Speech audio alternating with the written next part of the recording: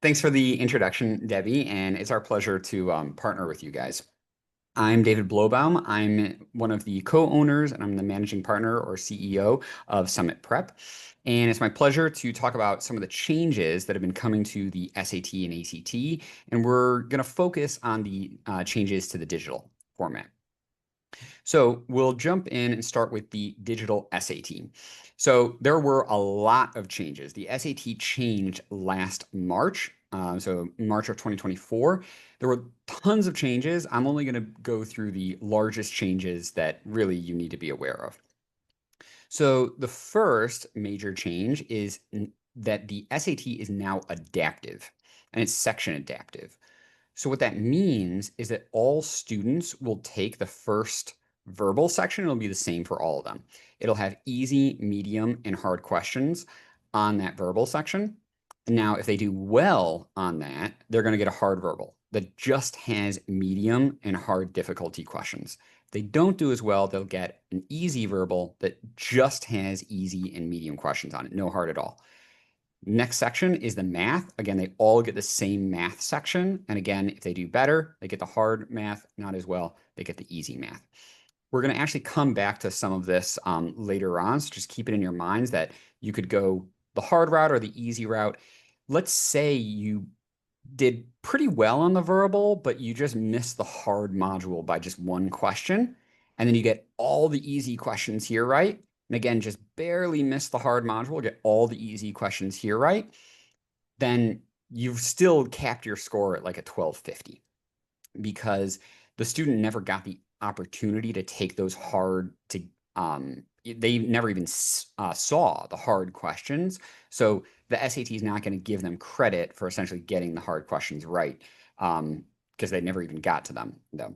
I was going Okay. to ask David, I was going to ask, Mhm. so basically that first section on both the verbal and math, where it's this combination of easy, medium, and hard questions, kind of in some ways determines the best you can do on that test. Because if you go and the lower route, and as you said, even if you do really well on the easy verbal, you've kind of maxed out what you could potentially get. You're exactly right. And I love answering questions. The downside is I also love answering questions. So then we might go long, but it's important for some students to know who are like really close to the cutoff, where they're like just one or two questions shy of getting into the hard. They're likely going to see a 100-point drop. Whereas if they were to get maybe one or two more questions right and they get into hard, even if they get to, get most of the hard wrong, they actually still usually end up with a higher score. Mm. So there is kind of like this donut in the middle where it's where if you're between like if you miss that cutoff, you might end up with like an 1100 otherwise, as opposed to if you get into the hard, you might end up with a 1300. So So David, somebody's asking, like, if you're the student, do you know that this is happening? I mean, you know the concept, but as it's happening, like, do you know, oh gosh, I've kind of gotten the easy route instead of like going to the hard route? you're totally going to know. Yeah. I mean, if Uh, you've taken the test before and seen both the hard and the easy, it's going to be very obvious to you that, oh, I got the easy or I got the hard. Now, I mean, most of the students who are getting the easy modules, they've never even seen the hard modules, right, in practice, because they've never done well enough to get the hard modules. But for those students who they might vacillate between just getting enough or not getting enough and get slotted in, they're immediately going to know. so somebody else is saying this seems kind of bad for a student who kind of needs to warm up. You know what I mean? Like somebody who, maybe just isn't like, just doesn't feel strong enough out of the gate. Yes, there's trade-offs to everything, right? So definitely it's unfair in some ways, right? That like you make, maybe two bad guesses or that section just doesn't line up with your knowledge on math as well. Maybe it asks more questions on quadratics, not as many as usual on exponents. And, then you get slotted into the easy math.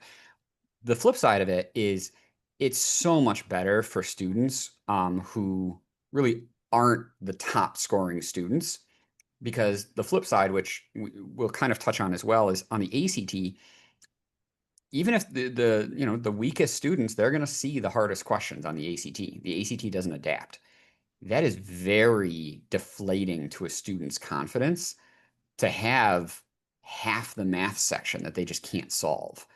It's almost it makes the SAT feel a lot better that they're not getting these questions that they have no idea how to solve and that they're just running out of time on because the questions are too hard. So yes, to that point, unfair to some students, but it also has some benefits in some ways too.